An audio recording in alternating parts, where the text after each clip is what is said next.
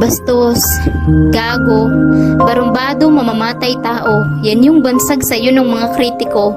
Hindi naman kasi ikaw yung uri ng pangulo na aming nakasanayan, sapagkat ang mga kilala naming mga leader ay formal at desente kung humarap sa mamamayan, subalit sadyang salungat ang iyong katangian.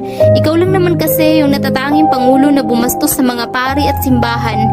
Kahit ang Panginoon ay hindi mo pinalagpas at minura mo ng lantaran, marami ang galit sa iyo dahil kampun ka raw ng kadiliman, ngunit ang hindi nila maintindihan na ang minura mong Diyos ay ang Diyos na sinasamba ng mga oligarko, ng mga magnanakaw at ng mga ganid sa kapangyarihan, ibang-iba sa tunay at dakilang Diyos na sinasamba ng karamihan.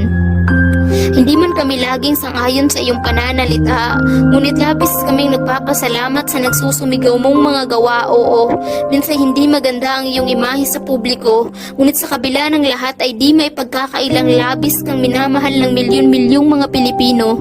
Ikaw lang naman kasi yung bastos na nagmulat sa aming mga mata, ang naglantad ng mga kasinungalingan at pang-aabuso ng media, ang sinasabi nilang gago pero siya rin pumuksa sa mga iligal na droga, ang naglinis at tumapos ng problema hinggil sa tanimbala, ang barumbado na nagpahina sa puwersa ng mga terorista, ang patulog-tulog lang daw pero maraming naipatayong infrastruktura, at ang sinasabi nilang tamad na presidente pero kay raming nagawa sa gitna ng pandemya. Ikaw yung bastos pero malaki ang respeto sa kalikasan. Sa pagpapalinis ng Boracay at Manila Bay ay paulit-ulit ka naming pasasalamatan. Ikaw yung sinasabing mamamatay tao, ngunit magandang bukas ng kabataan ang ipinaglalaban.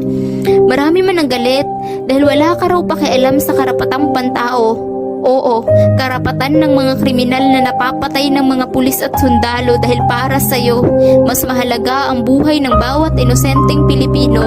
Kapag may napapatay ng mga kriminal at terorista sa bakbakan, ang iyong mga kritiko ay nagsisilabasan, gumagawa ng ingay sa social media at nagpoprotesta sa mga daan.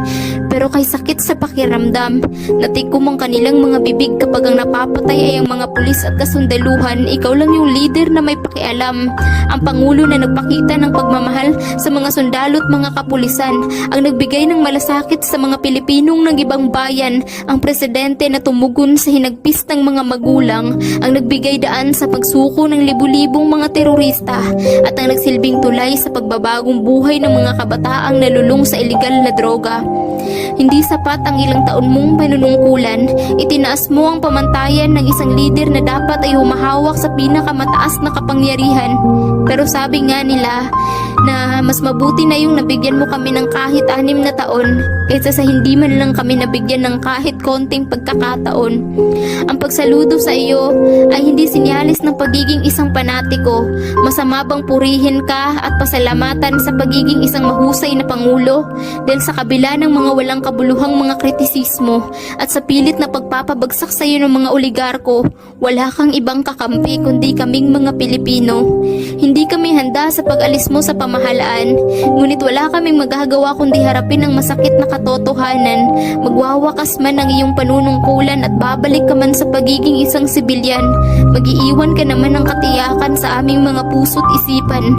At iyon ay ang katotohanang isa ka sa pinakamagandang nangyari sa ating kasaysayan. Sa pagtatapos ng iyong termino at sa nalalapit na pagbaba mo sa palasyo, nais ko lang iparating sa iyo mula sa akin kasama ng milyon-milyong mga Pilipino. Maraming salamat po, mahal naming Pangulo.